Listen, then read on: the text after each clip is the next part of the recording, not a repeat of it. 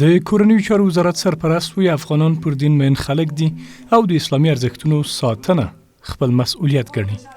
د امر بالمعروف نهي عن المنکر او شکایت اوریدو وزارت له لوري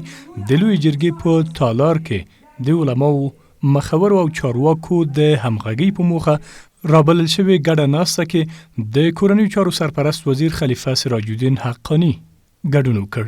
د امر بالمعروف وزارت سرپرست شیخ محمد خالد حنفی د ناستې په وینا کې وویل د رسول الله صلی الله علیه وسلم د سنت او شریعت په خبرولو سره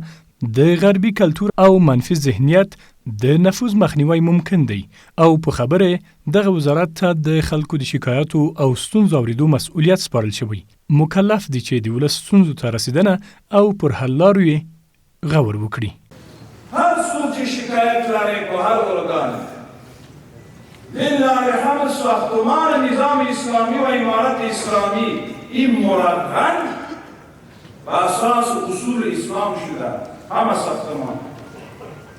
و همین ساختمان یکان دفعه میتلکین که خراب شود ما شما مسئولیت داریم که ترمیم کنیم.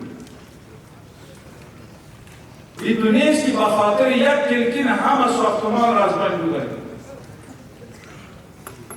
و چکم زایی که کمزوری وی دا شر القرون ده او شر القرون که من نظام ده خیر القرون غواړو. په خبره د خیر القرون نظام جوړولو په موخه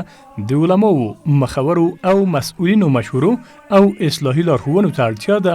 ولس په ځانګړې توګه علما باید په دې برخه کې له دوی سره همکاري وکړي. د نوموړي په وینا تر دې وړاندې هیواد کې د منکراتو کچه خورا لوړه وه، خو د اسلامي امارت د هڅو په پایله کې اوس مهالیا د کچه کې د پام وړ کمښت رامنځته شوی دی. د دغه نظام د همکاري لپاره راځئ یو وسیع کمپین وچلوو، کوڅه په کوڅه ګرځو، کوچه به کوچه بیا انتقاش کنیم، دینسازی کنیم و مشوره بدیم به امارت اسلامی، مشوره برای اصلاح نه اختلاف برای اختلاف و اختلاف برای تعمیر و اصلاح. ښاغلي خلیفه سراج الدین حقانی د غونډې ته په وینا کې وویل اسلامي نظام کې د امر بالمعروف دنده سپېڅلې او بهترینه وظیفه ده. اسلام مو ګډ ارزښت دی او د ټولو هیوادوالو وجیبه ده چې د ټولنې وګړي نیکو چارو ته راوبولي او له ناسمو کړنو یې مخنیوی وکړي. ښاغلي حقانی د یاد وزارت محتسبینو ته په خطاب کې وویل د اسلام دښمنانو د امر بالمعروف دنده خلکو ته ناسمه تعبیر کړي. تاسو باید په لوړو اخلاقو، نرم چلند او د دیني لارښوونو په پام کې نیولو سره خپله دنده ترسره کړئ. دلته امر بالمعروف و نهي عن المنکر دښمنانو دومره بدنام کړی دی چې د دې نام چې چاته ورواخیستلی شي دی د دوی نه نفرت کوي، منډې وهي، خو بلکې د موږ تاسې دیني و اسلامي واجبه دغه ده چې د خپل ځان نه ونڅه تر ټولو کورنیو قومو منطقې ته موږ د دین په داسې طریقه باندې ورسوي، د وظیفه او دنده داسې وبولو چې دا یوازې د دغه شعبې او ادارې دنده وظیفه نه ده، د ټولو شریکه دنده وظیفه ده. د خلیفه صاحب په وینا تیر 20 کاله مو د دیني ارزښتونو د ساتنې او هیواد د ازادۍ په موخه له سختۍ کار واخیسته. اوس مهال د دوستۍ او ملي یووالي باب له پرانیستو سره د نرمۍ، ترحم او ښو اخلاقو وخت راغلی او له خپلو خلکو سره باید نیک چلند وکړي. دغه ویره دا تشویش چې کوم دا به موږ د محتسبینو ته دغه وایو چې تاسو موږ کوشش داسې کوئ چې څومره تاسو د شفقت او د ترحم نه په نیکه طریقه باندې او دین ته د رابللو کار وکړئ او د منکراتو بد چې کوم دي په داسې اندازه باندې خلکو ته وښیئ چې د دوی خپله ورنه نفرت شي. موږ په دې کې په پوره معنا باندې د سره همکار یو انشاءالله تاسو تر شا ولاړ یو، ځکه دغه کار یوازې د تاسو نه دی، دا موږ تاسو شریک کار دی. هغه ستونزې مشکلات چې دلته په مجموع کې او لکه مخکې ما یو مثال ووی چې د دښمنانو د موږ د نظام په مقابل کې چې څومره منفي تبلیغات کړي وي او د فاصله په مابین کې راوستلې وه د وطن د ازادۍ نه راوروسته الحمدلله ټول سره کور کلی شوي، یو وجود شوي، یو بل په مشکلاتو سره خبر شوي، د منکرات په ازاله کې په ختمولو کې به انشاءالله الرحمن تاسو کال تر بله دغه ښهوالی ووینئ، دا برکتونه به ووینئ.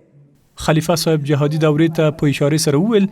د اسلامي امارت مجاهدینو د شهیدانو شمیر هر کال شاوخوا 2000 تنو ته رسیده.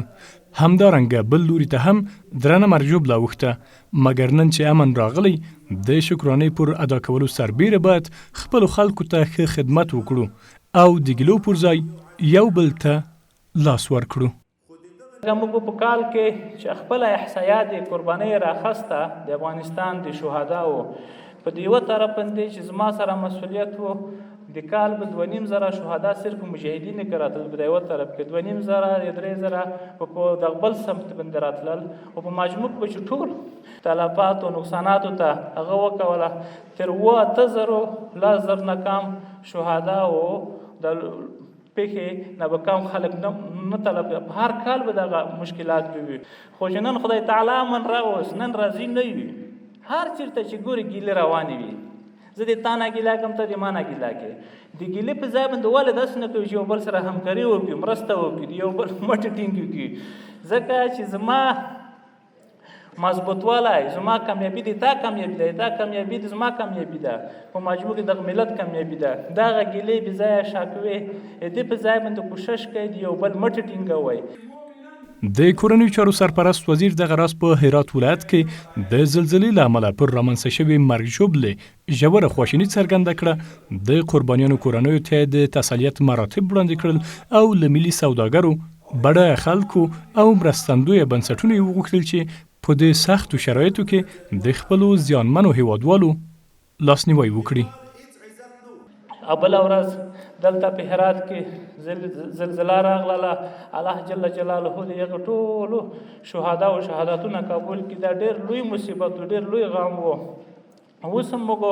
داسې وایو چې موږ هر یو دا زړه وي، دا تمنا وي، په خپل امکانات باندې هر یو ورمنډ وي چې موږ د دې مرسته وکوي. او داسې یو څوک موږ نه دی لیدلی چې دی د دغه اراده نه وي کړې، عزم دې نه وي کړی چې ما دې زه په دا ورځ باندې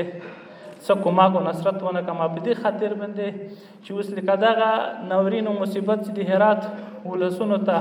ورپېښ شو، نن الحمدلله ښه ورځ ده، مبارکه ورځ ده. موضوعونه سړی کله کې ووځي او دغه د کابل او متدین وروڼه چې کوم دي تجاران دي، صرافان دي، دلته نور دلته د اتحادیې خلک دي، تاسو هم همکاري وکړئ، مرسته وکړئ، د خلکو سره ضرورت دی، موږ سره ملګري په دې کې انشاءالله